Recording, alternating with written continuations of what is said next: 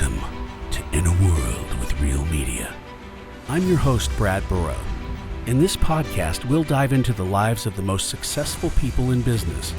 We'll learn how they overcame adversity, took advantage of opportunities, and learned from their experiences. Learn from our experts, get inspired, then go live your story. It's In a World with Real Media.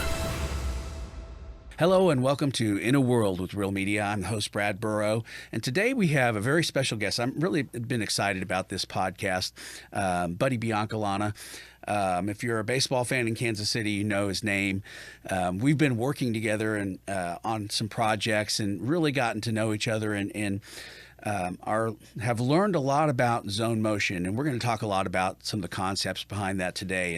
And you know, a lot of you probably know, a lot of listeners know that we're a baseball family, and I have sons that played all through high school and college, and we follow baseball very closely. So this is a subject that's near and dear to my heart, and some of the stuff I wish I'd have known. Maybe about 5 years ago. Me too. So anyway, thanks for joining us, buddy. It's awesome to have you on here. It's been fun working together. You know, we've gotten to do some pretty fun things. Yeah, and some cool stuff. Be out at the ballpark and learning about how our brains work, and really, it's been enlightening. So thanks for letting us work on this stuff. Yeah, my pleasure. It was great. You guys did a great job, by the way. I love the work you guys do. Thank you. Yeah. And you can see that zonemotion.com. Yeah. So well, it's not on there yet, but okay, it's coming. It's coming, and it'll be everywhere. Yeah. So I wanted to start.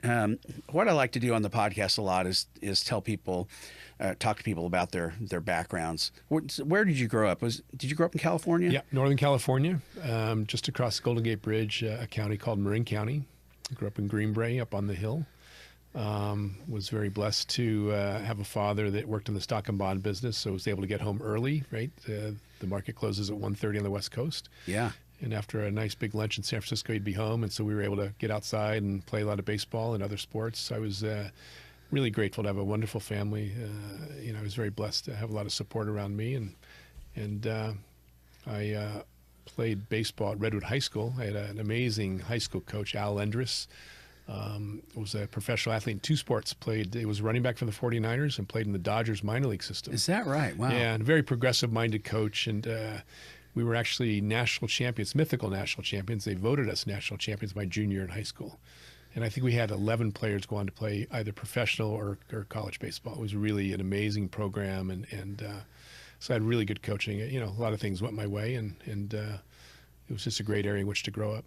Your foundation was built there, right, for baseball? My baseball foundation was built in my front yard, throwing to my father, and, and bouncing balls off a brick wall. We had planter boxes and pillars and steps that I had to kind of, sidestep to make the play, throwing balls against the wall. So it really helped. Footwork. It helped with my footwork. Yeah. Amazing. And I did that for hours every day. There's something about baseball.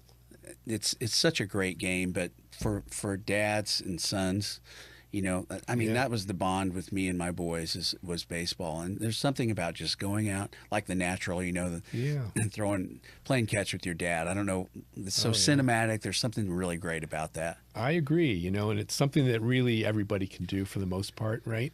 And you can build that bond. And when a boy's young, he's just enjoying being with his dad and the challenge of catching the baseball and throwing the baseball. And you're exactly right. It really helped bond a father and son. So and my dad and I, our relationship was primarily built around baseball, going to games, going to Giant games. We went even to Dodger games. We became a Dodger fan later on. Is that possible to be a Giant fan? Well, no, it was for us because my father was mentoring. Bill Singer was the pitcher for the Dodgers at the time, and my dad was mentoring him to try and get into the stock and bond business after baseball. So, that was great. Going down to, we'd go down to L.A. and stay at Bill's house and, go in the clubhouse and on the field before games. And wow, it was just an amazing experience for at the time I was 9. So you're like, wow, this is the most amazing thing ever. It was pretty cool. Really, really wonderful. Do you think that kind of set something in motion in your life that's like, I want to be a MLB player? Well, I knew it before. When I was 5 years old, I asked my mother, and for some reason I liked the Dodgers at 5 years old. I don't know why, but anyway, I asked my mom, do I play for the Dodgers and then go to college, or go to college and then play for the Dodgers? And she said, well, you absolutely go to college. And a little segue into the day of the draft in 1978. About 7 a.m., I was upstairs in my room. I had a phone, no cell phones in those days. Yeah. Phone rang, and I picked it up, and my mother picked it up in the kitchen at the same time, and it was John Pick Sherholtz. up two phones. We picked them up, right? Yeah. And it was John Sherholtz Yeah. at the time, was the farm director and the great Yeah. general manager of our club and the Braves, and now in the Hall of Fame. And it was John saying, hey, buddy, it's John Sherholtz of the Royals. We're getting ready to go into the draft, and we draft 25th, and we're planning on making you our first pick if you're available. And we just want to make sure that you're interested in signing. And my mother said, no, he's going to college. I said, Mom, hang up the phone. I got this. Is that right? Yeah. And I said, John, if all things are right, I would certainly be willing to sign. So he said, all right. And sure enough, I was drafted, that afternoon. And it was, I never thought I'd go in the first round. I thought I was going to go in the third or fourth. Yeah. But it was quite a day for me and my family and even friends and What teammates. did your mom think about that? Well, she kind of, they knew both my parents were very well educated, and I was going to go to Arizona State to play baseball. Yeah. I was recruited by a lot of different schools, but they knew that what I really wanted to do was be a Major League Baseball player, and when you're drafted in the first round, you get every opportunity to make it, and I needed that going through the minor leagues, and so they didn't stand in my way, and I went back and took some classes along the way and plenty of schooling and all, and so I've been an avid reader in my life, and so they didn't want to stand in my way. Researcher too, obviously. Yeah, researcher, and yeah. So then you come to the Royals, and what great timing to come to the Royals. Yeah, it was such a great ballpark. I'd never been to the ballpark until I drove upon it on I-70 when I got called to the big leagues, and I looked down and I said, oh my gosh. You see it over on the and what a thrill. Yeah. And then we had some great, in '84 we made the playoffs and lost to Detroit. In '85 we won the series, right? Yeah. Which was just the peak moment in my career. Yeah. And led to Zone Motion. What year did you sign? I signed in '78. So you had been with them for several years. I spent 4.5 years in the minors before getting called up for September call up and all. Yeah. So was that Omaha then? Were you in Omaha? In at all? AAA, Yeah. Yeah, I went all the way through, Sarasota, Fort Myers, Jacksonville, Omaha, and then Kansas City. Yeah, you worked your way up. Awesome. So let's switch gears. Do you remember when you got the call to come to the big leagues? Oh yeah, Joe what was Sparks. that like? Yeah, Joe Sparks, and we finished up in Omaha, and called me into the office and told me I was going, and it was just you can imagine it. I mean, I think every kid who plays baseball wants to play in the major leagues, and I didn't know if I was good enough or it would happen. But when I got to AAA, the light really went off. Or went on or off, whatever. Yeah, went right. on. It just knowing that I'm going to get there. I knew for sure. I knew for sure that it was going to happen for me, and that's really nice because I really believed it. I believed I could do it, but there were times throughout my career in the minor leagues where I'm like, I don't know. Yeah. Yeah, I was thinking, what else am I going to do? Yeah. So, but do you think the battle's more mental at that point than it is from a physical ability it always standpoint? is. Listen, you can have all the physical talent in the world. You can be incredibly gifted, and you can have some success. But everything starts with a thought. Everything in our life starts with a thought, and underneath the thoughts are beliefs. And until that's really aligned, you're going to have some obstacles, and you're not going to be able to access your full ability. Yeah. We're going to talk about that a little bit, aren't we? Yeah, sounds good. That's so true in life in general. Right. Getting those aligned is so hard. Yeah, I've struggled with that. We all do. We all do. We're human. It's part of being human. The challenge of being human. It's not easy. So, do you remember your first start for the Royals? I do. Was it at Kauffman Stadium? Yeah, it was at Kauffman Stadium. So it was called Kauffman at that time. It was my first start. It was a meaningless game. I'd had a few appearances and blowouts and that kind of thing. Yeah. But it was a meaningless game. Last game of the season against the A's. I was a starting shortstop. It was a warm day, fairly warm day. Was Dick Hauser the manager? Yeah, Dick was the man. Dick was the manager. Yeah. And it's not unusual to get nervous before a game. Yeah. And certainly my first major league start, I was a little nervous, even though it was a meaningless game. And one of the things that I would do, along with making myself sandwiches, we can talk more about that. But Yeah. was I'd hit the Gatorade pretty hard. Yeah. And so I was hitting the Gatorade pretty hard, and after about in the second inning, George Brett said, "Buddy, how's the Gatorade?" And I was feeling a little light. I was feeling a little lightheaded. Something wasn't right. He said, "How's the Gatorade?" I said, "What?" And he started laughing. Well, he spiked it with vodka. Oh, is that right? Yeah, which not cool. But anyway, that was George. It was kind of funny, but Your first start then? yeah. So Oh my gosh. I stopped drinking the Gatorade in that Yeah. moment.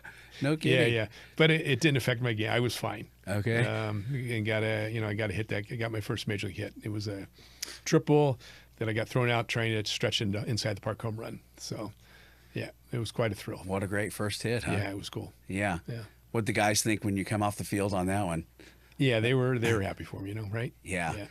That was a pretty good culture back then, right? I mean, with the Royals and the kind of no? Yeah, it was great. I mean, cultures today are different. Yeah.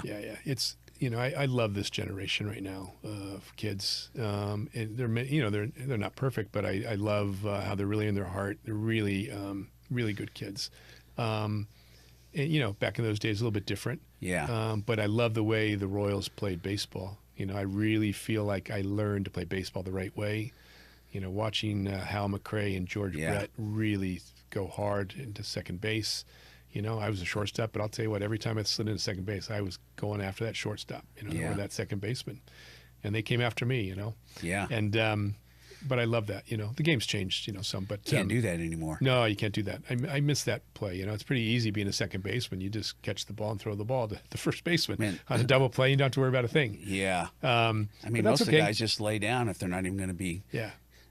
Yeah. Hal McRae would have never done that, huh? Oh, well, you go back and watch some videos of Hal McRae. And for all you listeners right here, I mean, YouTube, Hal McRae, sliding into second base or roll block, however you want to Google it.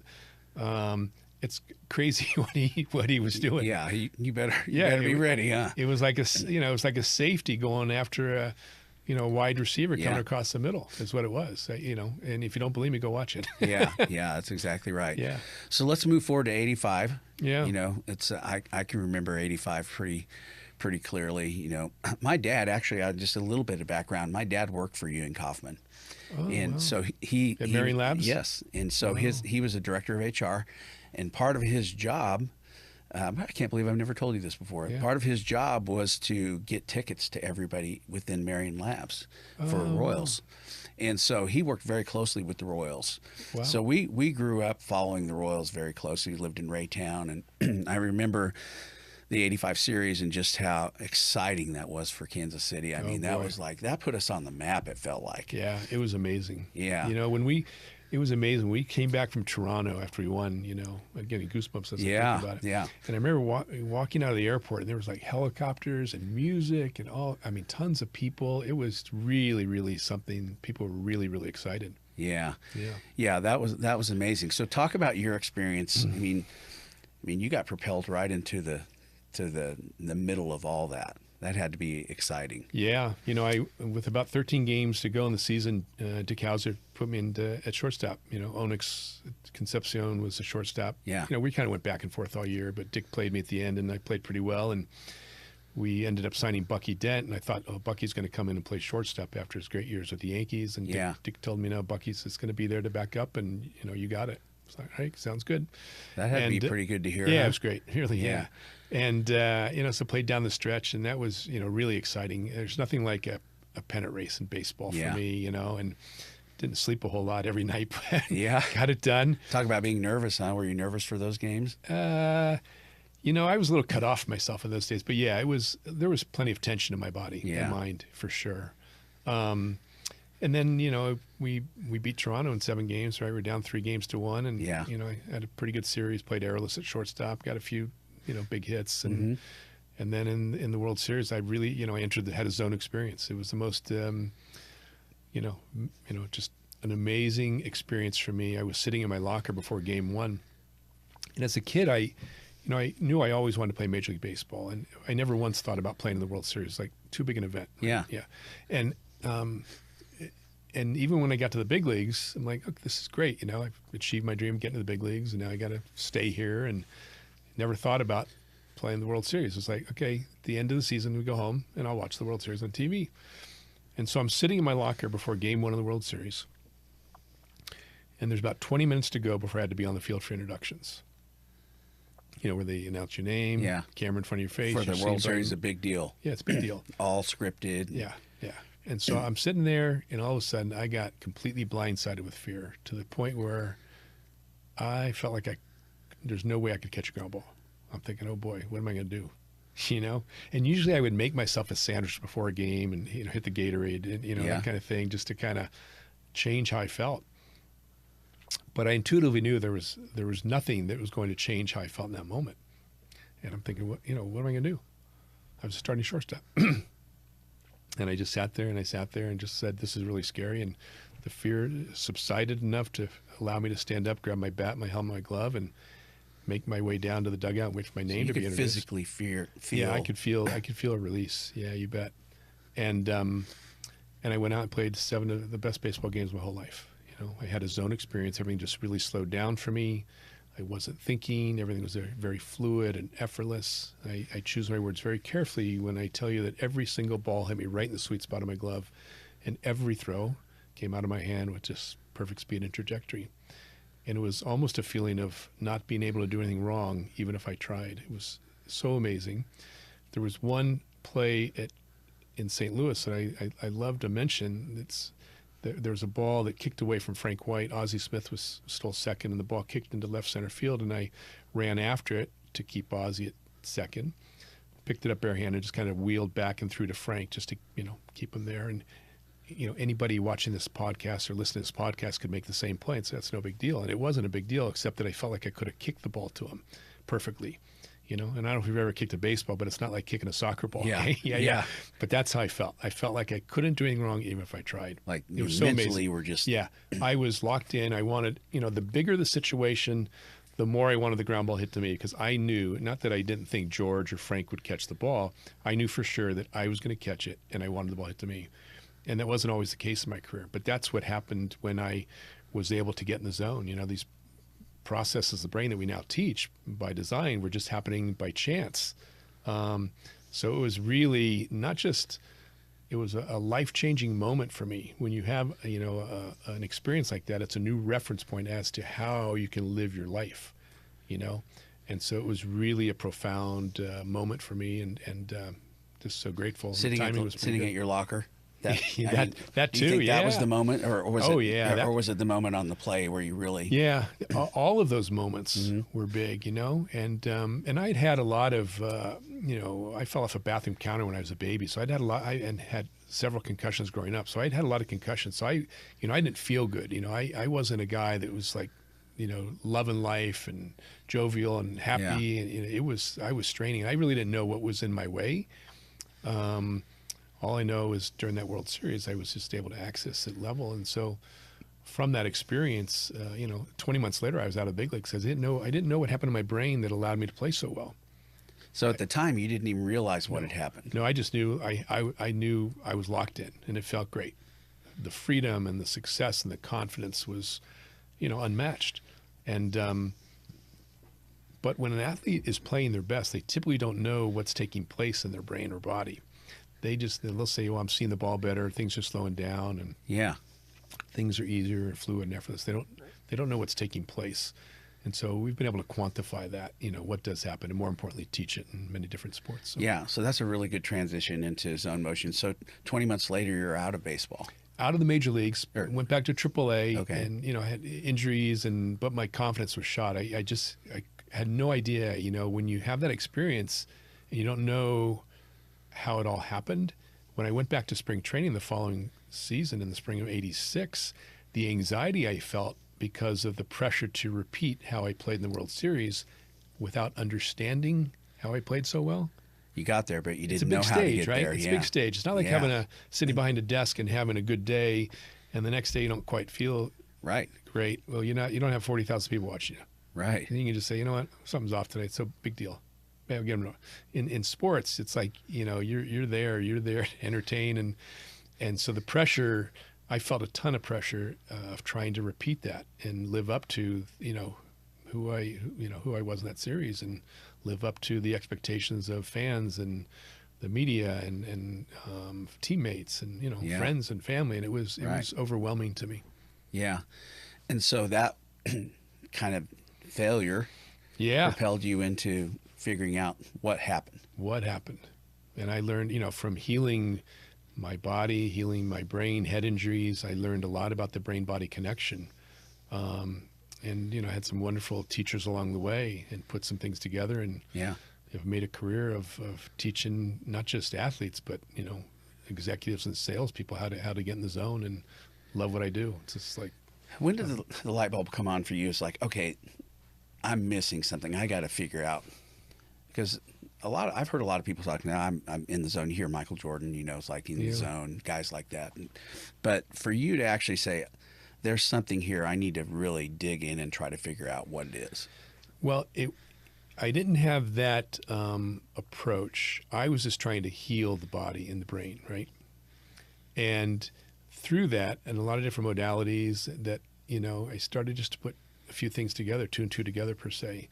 And then, got back into baseball. I was off the field for 11 years, was offered a job by the Tampa Bay Rays as their infield coordinator, and started coaching and managing and doing all that. And then met a gentleman, Stephen Yellen, who had figured some things out, and we put some things together. And then I started working with some athletes and was blown away by what I saw. From, starting to access certain processes of the brain that were taking place when I played my best in the World Series. But, let's do that systematically. So you saw them doing that? Yeah, I was working with these athletes, and we saw amazing results, And so I just started, teaching more of that, and, just working, with the mental and emotional components. And had, huge success and done a lot of research, which we can talk about if you want. But yeah, I'd like to get into that now a little bit. So talk about zone motion. What is zone motion? What kind of give us the 411 on what it is and what you're trying to accomplish. So it's a mental training program. If you ask 100 athletes in any sport how they felt when they played their best, if they take a few moments to think about it, they'll typically answer, 3 or 4 ways. That one, things slowed down for them. Mm-hmm. 2, they weren't thinking. 3, their motion was more fluid and effortless, and they may say their timing was really, really good or perfect. And so if that's what's taking place when you're playing your best, it only makes sense for that to be the priority. So we've been able to quantify those processes in the brain and, more importantly, teach them. And a lot of wonderful things happen, way more than I ever thought could happen. It carries, into the classroom, and they're just huge, huge benefits. And then I saw the success, and I wanted to start doing research because I could see how it was enhancing performance. Yeah. And it wasn't just enhancing performance, but it was speeding up the development of athletes. And it was also, the pitchers that I was working with at the time, they weren't getting as sore, and they weren't getting hurt at a time when pitching injuries, and still are, skyrocketing, right? I mean, yeah, Tommy John is like a normal thing now. Yeah, and exactly. And mechanics are great, really, really important, but I always knew there's one thing that's more important than mechanics, and it's the fluidity of the motion. It's the muscles and what they're doing. So we started doing research and studies with the American Sports Medicine Institute, very, very successful research and studies. And so I can sit here and tell you that the training enhances performance, it speeds up development, and it minimizes the chance of soft tissue injuries. And although that most of our research is rather small sample size, all of the research aligns with all the testimonials from the athletes and everything that I've seen as well. It's been, and it carries in the classroom. There are just so many benefits to when the brain starts to function the way it's designed to function. We do better in life. We feel better and we do better. Yeah, it's not just sports; it's life in general. Yeah. I want to talk a little bit about the brain function because I've learned a lot working with you on these projects. But Dave Meltzer, here's a quote. I'm going to read it. Zone motion. Your unfair advantage isn't just about baseball; it's about life, presence, and possibility. And like all great teachings, its truth is universal. That fits perfectly what they're talking Yeah, about. it really does. And I've known David for several years, and he wrote the foreword to my upcoming book, Zone Motion and Unfair Advantage. And it is, it just it carries over into other areas of life. And, it's a beautiful thing to be in the zone. So I want to talk to me. You talk about spin rate and hitter research and brainwave research, but talk about spin rate a little bit. I'm really curious about that. Son was a pitcher in college, Yeah. and 2 months is, you're impacting their performance. Yeah, so spin rate's a big thing in baseball, the revolutions per minute. Not that a baseball stays in the air for a minute. Yeah. But that's how they measure the spin revolutions per minute, which is really a big deal for pitchers. And Right. so That's going to be your break. Yeah. And, spin rate's a byproduct of three things: arm speed and arm strength. We don't get into that. We leave that to the coaches, the strength and conditioning coaches and other coaches. And the kinetic chain, right? The proper angles in the body that support the arm movement. Right. And most importantly, is how information moves through the brain. And so there are three parts of the brain that we're really interested in. This the is front. good. So, yeah. Yeah, the front, the middle, and the back, and I'm going to dumb it down here for the audience. Right. Not that our audience is not smart, but the middle of the brain is where your motion. By the way, there's some videos that are going to be on your website to show how this works. That's right. And you did them. Yeah. The middle of the brain is where your motion is stored, and the basal ganglia, and the cerebellum, part of the motor system, is what allows all the muscles to fire in a synchronistic, harmonious, sequential manner. And when a pitcher has high spin rate, that information that they're processing information, right? We have to process information to do anything in life, including moving my hands right now. I'm processing information. And so when a pitcher is processing information correctly, he's able to access all the work they've done, right, on mechanics with their coaches is stored in the middle of the brain. They're able to access that in the middle of the brain. And then they're able to allow that information to travel to the cerebellum, part of the motor system, allows all the muscles to fire synchronistically. And so the bigger, bulkier, strong muscles, right, which we need strength, right? Right. But we don't want them to dominate the motion. We want them to play the supporting role as the more subtle, fast twitch muscles in the body become very enlivened. And that's when the ball comes out of the hand just perfect, right? Any athlete listening to this knows that feeling, whether you're a hitter who's able to make an adjustment to a ball that starts to run away or in, you're able to make that last split second adjustment to square it up, or a pitcher who knows that feeling when that ball is just coming out of the hand just perfect, right? And that's a byproduct of how information is moving through the brain and how the neural pathways are blending together, right? Yeah. And so the whole key is to build and strengthen and maintain those neural pathways so the zone becomes your default state. It's not something my experience in the World Series is like, oof, wow, look at this, and there it was gone, right? Yeah. Because they didn't understand it. Well, now we understand it. So now we're able to teach it. And now we're able to strengthen and maintain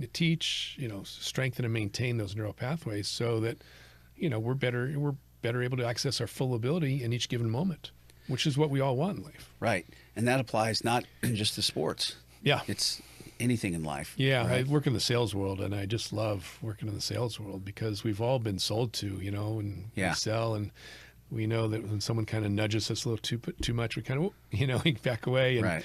Yeah, so it's really, the training in the sales world is very profound, in that it really teaches, it trains the nervous system to be in a more empathetic state where, you're more detached from the desired outcome, which you'll never forget that you want to make the sale. But the more you detach with it and there's more empathy and trust built in the relationship, the more likelihood you are of making the sale. I remember one of the ladies that we interviewed, her son is going through zone motion, great hitter. Yeah. And you can see him in the videos. But one of the things I thought was profound, she said his school works better. Yeah, Isn't that amazing? Yeah. Well, I consider and tell you, I'm an honest guy, right? Yeah. I have never worked one-on-one with a student athlete who's not done better in the classroom. Now, when we work in a group setting, I don't know, right? Yeah. But one-on-one, it carries right in the classroom. So so we're talking about the brain a little bit right now, and what are the things that can stop that process from working? So the prefrontal cortex, the front of the brain, can intercept those signals from getting to the middle of the brain. And that happens it happens whenever the mechanic, which is certainly important and needs to be worked on, right? The physical mechanics of any sport need to be worked on with coaches. But anytime that becomes the priority for the brain, or the desired result becomes the priority, throwing a strike, making the shot, putt, getting the ball in the cup, anytime that becomes the priority for the brain, the information gets blocked and the muscles won't fire in a synchronistic, harmonious manner. They'll be off just a little bit. Now, does that mean you can't hit a ball or throw a strike without? No. But what we're looking for is consistency. We want the best version of ourselves to show up every single moment with everything we do. And so that's what we teach. And it takes work. This is not something that, here, try this and, oh, yeah, it worked. And it takes work, right? Like anything else. But we want to really change those neural pathways so they start to fire in a manner where this becomes your default state, where things just work perfectly. Is part of that recognizing when you're in the wrong state of mind? Of course. So where everything starts with awareness, right? Yeah. Yeah. You got to, become, it's a huge part of what we teach is becoming aware, None of us are aware of what we're not aware of. Right. Yeah, we don't know. I'm sitting here right now. Kind of like you in the World Series. I don't know what I don't know. And same thing in the World Series. I didn't know what was happening. It's like, I'll ride this wave. And the wave crashes. Like, okay. Yeah. No more wave. Yeah. There wasn't another wave. Back on that wave. Yeah. Yeah. Yeah, so you get it. Yeah. So that's one of the things. And I want to tell you something. I remember when we were shooting at Kaufman and we'd do a few takes and you'd you'd say, can I have a second? Mm-hmm. And you'd go walk and only for about, 2 or 3 minutes, kind of walk down the first baseline, come back and you'd be locked in. Yeah. You were doing something to shut that down, probably, right? Yeah, we get blocked, and and you recognize when that's happening. Yeah, and energy gets stuck in the body, and so the emotions. Years ago, I just taught the mental component, and saw amazing things. Right, had huge success, crazy success, and I wasn't really understanding what I was doing. I just knew it worked really well. And then I saw some, people struggling and I, kind of had to figure out, okay, what's going, well, our emotions undermine brain functioning. We know the brain is the operating system of the muscles, right? The brain is the operating system of the muscles. And so again, anytime the mechanic is the priority, that's going to be a problem to some degree, but you need to work on mechanics. I'm not saying don't work on mechanics. I'm a huge believer. That's a big part of the process, right? Oh, huge. Yeah. It's not what I teach. I leave that to the coaches. Yeah. But it's huge. You're exactly right. But the brain will undermine the mechanics and our emotions undermine the brain functioning. So really working with the emotional body is essential for all of us to to be our best. And quite often we're not aware of the little blocks that we have in our physiology that are in the way. Yeah. So everything starts with awareness, right? You think about emotion. It's interesting you mentioned that, but in sports, we want emotion, right? Like I remember being a little league coach, like, let's go, boys, let's get fired up, But that could be inhibiting success. Yeah, it can. I'm there are times like when I was coaching in pro ball and I was managing in the Rays organization, I always had a gentle way to get through to players. But there were moments where I'd go to the mound to speak to a pitcher, a tight spot where, you could look in the eyes, you could see, his eyes were glossed over. Yeah. It's like, okay, this guy's he's not with us. He's a different place. Yeah. And, you kind of have to hit him hard, let's go. Break him Boom. out of it. Yeah. And jolt the system, so that has a temporary effect. But what we really want to do is we want to really train the physiology so that they are locked in on a regular basis. And it really, it speeds up the development as well. What does that look like? I mean, what the training for something like that? Obviously, you don't want to get into the details of it, but I mean, like the kid that's playing high school baseball, he's going to probably do well in college. It would take longer than we have on the podcast. Yeah, but just give me an overview. It's it's some things to do. Yeah, we start with some drills to use while you're practicing and playing that start to give you an undeniable neurophysiological experience that for sure must be your priority. You start to, so your paradigm shifts. Instead of thinking, if we're working in baseball, I work in many different 13 pro sports we've worked in, but we'll talk about baseball here. So if the paradigm shifts from, the baseball hitter from thinking that the priority is to hit the ball, get the hit, get on base, that paradigm will shift very quickly for them to understanding, whoa, no, these processes in my brain and body must be my priority. I don't have to convince them of that. They have this experience, and they are as sure about that as you would be if I said, I want you to jump off your roof. You'd know for sure you're falling down because you understand the law of gravity. Right. Well, the athlete starts to understand how motion is produced in the body. And so the paradigm shift is made right away. It's like, whoa, okay.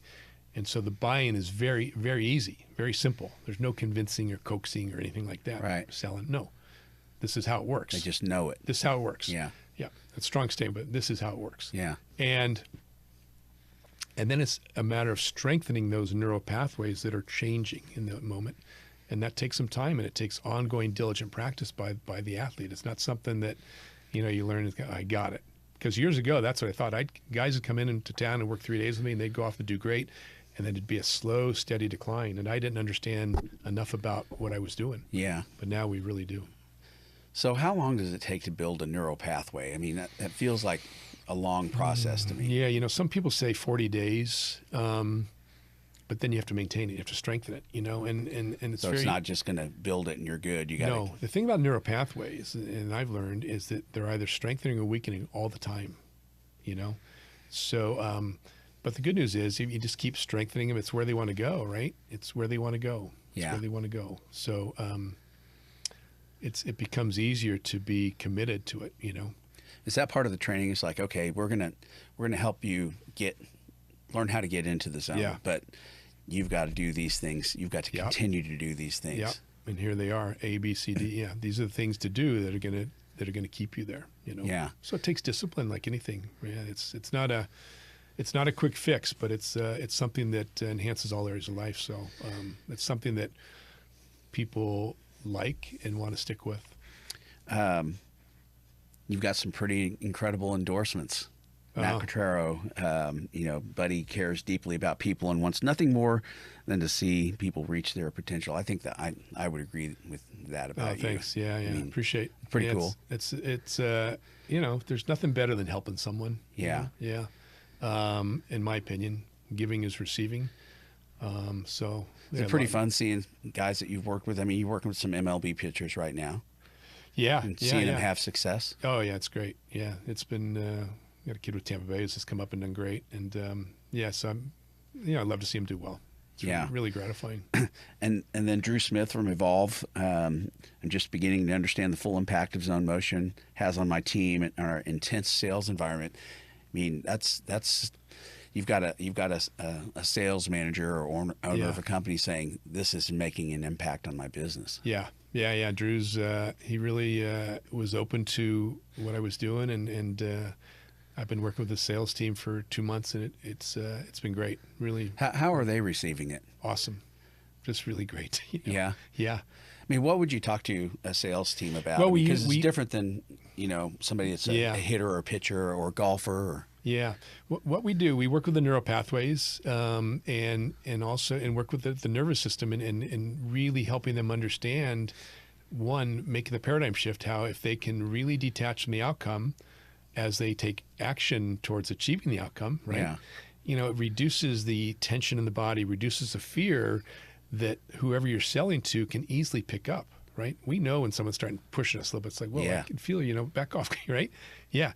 And so making that paradigm shift and then training the nervous system so that they can be more in that state of empathy, of being more interested in the person and the relationship than the sale. Yeah, and they're not going to forget they want the sale. Seems the opposite of what a salesperson would be thinking, right? Exactly. Yeah. So, and they've received that. Okay, I mean, even Drew, you're the sales manager. You're managing these people. He's the president of the company. Okay, president. So but it's like, okay, I don't want to keep us off of the goal, but no, and it's not a substitute for traditional sales training by no means. I don't want. Yeah, we need that. I'm not that guy. I'm just going to work with the nervous system and how the brain functions, so that that they can apply all of the tools that are necessary that they've learned that they can access them when needed. That's the key, right? Yeah. We all want to, again, access the best version of ourselves when it's needed. Just learning that something like that is happening has probably got to be the light bulb moment for a lot of those guys. That it's like, okay, my instinct is to go after this hard, but maybe I should pull back and listen. Yeah, allow, the state of allowance. I love, and patience is essential, It's not easy for humans to have patience. It's not easy for them to trust, and it's not easy for them to have faith. But, when you start to, they start to have this experience, okay, this is real. I can feel it. I know it's real. I don't have to convince them, right? I have to support them, keep supporting them until they know for sure, right? There's a difference between belief and knowing, right? Right. When you know, you know. When you believe, there's a little doubt attached. And so we all want to get to the point where we know. Then we can just be a little bit more at ease, as we move through our day. Pressure off, doesn't it? Yeah. It doesn't mean everything goes perfect all the time, but we can respond more easily to anything that comes our way and become more resilient and really enjoy ourselves more so. Yeah.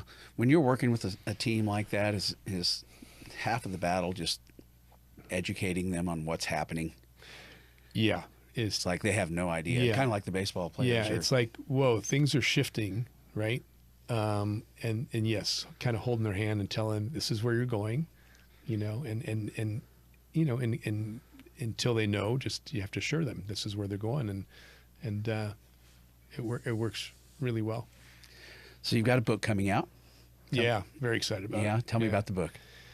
It's called Zone Motion, Your Unfair Advantage. Worked on it for a long time. Had plenty of help with it. We've got a lot of hybrid publishers really are interested, and I've had people tell me, no, go the publishing route.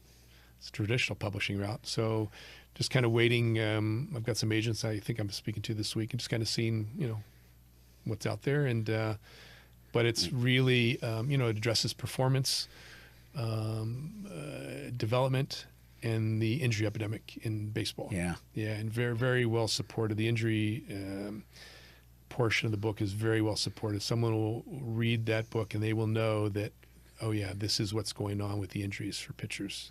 And I'm not trying to sell books right now, just so you know. It's that that's the truth. That's there, and they'll be supported by a lot of the comments, or they'll recognize that that's the case from a lot of the comments and the research that's in the book. All the research we've done will be in the book. Why wouldn't every sports franchise want that book? Yeah. It seems to me, You want to answer that question? Yeah. Yeah. Because the belief system has to be there. One thing that I've learned a lot over the years, one thing I've learned of teaching this for a long time, that you can tell somebody, you can show them and prove it to them, right? With science and everything. If there's not space for the belief, that's the key. Yeah, and that's been a challenging thing for me over the years, because people's beliefs built on a lot of beliefs. Yeah. Yeah. Values. Yeah. That whatever, that mechanics, there's nothing more important than mechanics and strength. They're very, very important. But again, the brain's the operating system of your whole life. Right. If it's not your priority, you're just kind of rolling the dice a little bit, aren't you? It seems simple to me, after being with you and understanding all this, but why is that so hard? Well, when an athlete is playing their best, one of the things they'll typically say, it was pretty easy today. It's pretty simple today. Yeah. But they don't know what's taking place that allows it to be simple. And so we certainly, we use simplicity to teach simplicity, right? We want simplicity for the athlete. And so a lot of people can think, well, this is complex. No, it's simple. It's teaching simplicity with simplicity, not teaching simplicity with complexity. Have you had teams ask you to come in spring training, things like that? And I mean, it probably takes longer than spring training to actually train these things. Well, the corporate world's interesting. There are a lot of layers, and it doesn't take much to. I've had teams very interested, people in high positions interested, that they will, ask their mental skills guy, and whatever. They kind of like. They're like, yeah. Who knows what, but some doors can shut, but I'm patient. I've been very patient. I've known the profundity of this training and the importance of it, and everything's moving this direction. So we just keep educating. Trying just to educate people on this and do the research. I'm looking forward to doing more research, more studies. What would you be like? What area would you be going into? Probably do kind of a lot more before and after. Maybe more extensive research, maybe more. We've done EMG research measuring the muscle activity, which was very successful. We saw that there was with pitchers there was a decrease in the lat, an increase in the pec, and the orthopedic surgeon, Dr. Kevin Whitty, who analyzed the research, said that thereby, that shows that there's more support for the shoulder, and we can assume the elbow and even the core of the body. So that was small sample size, but we would probably do more of that, I think. But we've had, and I've taught this for 18 years, and we've had only one player with an oblique pull. And it was a very minor one, a pitcher in Japan several years ago. Because what happens when the brain is not in the right state, all the muscles are not firing in a synchronistic manner. So they're going to get injured much easier. Yeah, exactly right. And so think about it, right? As our industry has understood, quote, proper mechanics and mechanics based on physics, right? And gone to teach them, which is a good thing, what has happened? Injuries have increased, not decreased. And the reason is that you combine people not understanding how the brain functions, and they're teaching the mechanics, which is good. I'm not faulting them in teaching mechanics. Really important. We need them. Okay. And you combine that with the fact these athletes are bigger and stronger than ever. Yeah, clearly. Train wreck. And that's what it's been. And it's continuing, right? And the solution is not better mechanics. The solution is not more strength. We want all of that, though. Keep teaching better mechanics. Keep teaching more strength. We need to make sure the brain is functioning the way it needs to function. And I feel like I have this image of an engine with the pistons not running correctly. Exactly. The engine's not going to run. No. So the car's going to be hopping down the road, right? Yeah. I'm not a car guy, but I'm assuming that's what would happen. but right. So you got these guys that are bigger and stronger. I mean, I look at even some of the kids, you watch the College World Series and stuff, and some of the pitchers that are coming up, man, they are throwing hard. Right. And they're big, it just feels like, so what you're saying is like the idea that they could get injured is probably much more likely without having this figured out. Yeah, exactly right. Yeah. Everybody needs to get this book, and everybody needs to be working with you. Well, that's how I feel. I mean, that's my truth. I'm not a hard salesperson, but it's true. Yeah. Well, I want to go ahead and wrap up. How would somebody, like if somebody sees the podcast and they want to get a hold of you, tell me how they can do that. The best way is zonemotion.com. It's great. And they can email me at buddy@zonemotion.com. I'm happy to do a call, we'll do an introductory call just to kind of chat and hear. Can you work remotely with people? I do a lot of work remotely, in many sports. Yeah. So like a Zoom call or something like that? You could actually do a lot of FaceTime or Zoom, and you bet. That's probably a lot of that. Good for you then, I would think. Yeah, it's a big part of my business, Yeah. Home in your office and making calls. Yeah. So they can reach you through the website. I really appreciate you being on, buddy. This has been really fun for me. It's been great for me. A lot of fun talking about the World Series. And I just want to say for anyone who's the Real Media, I mean, the work you guys do, and this studio we're in is like, I mean, top notch. I couldn't believe it the first time I walked in here. So it's really, really first class, and everything you guys do is first class. And I just really appreciate the work you guys did for me, and will continue to do for me. Well, you know what? I thank you for that. What I'm most interested in is that it works. I want these videos to really, and that's my hope. So we just, in transparency, we did 3 videos, but they really lay out the program, and I learned a lot doing that. But I hope people see those videos and they're like, okay, I get it. Yeah. No, having high-end videos is really, really important, in promoting any business. Yeah. Just it just provides more credibility. Yeah. Awesome. All right. So the last thing, this is the podcast is called In a World with Real Media. I'm kind of throwing this at you. Uh-oh.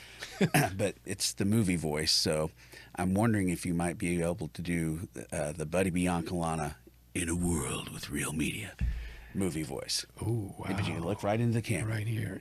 In a world with real media.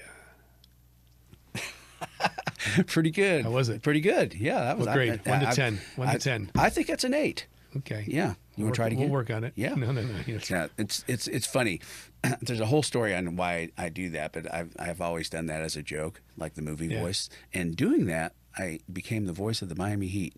Oh. Have I ever told? I remember I didn't tell you that story. So, because I'd run around with the guy that runs the Heat television network, and I'd do that. We'd play golf and stuff, and he goes, "I want you to audition for our voice."